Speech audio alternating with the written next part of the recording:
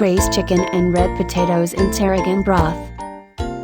Ingredients: 1–2 teaspoons of olive oil, 1/3 cup finely chopped shallots, 1 pound boneless and skinless chicken breast, cut into bite-sized pieces, 2 1/2 cups fat-free chicken broth, 1/2 cup of white wine, 1/2 teaspoon fresh tarragon, chopped, 1/4 teaspoon black pepper, freshly ground, 1 pack red potato wedges, cut into bite-sized pieces, 2 tablespoons fresh parsley, chopped.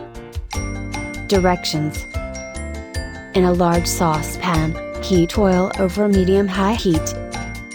Add shallots, sauté for a minute. Put in chicken and continue sautéing for another 2 minutes.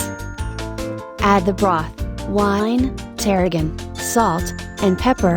Once boiling, simmer for 5 minutes while occasionally stirring. Add the potatoes, simmer until potatoes are tender. Remove from heat, stir in parsley and serve.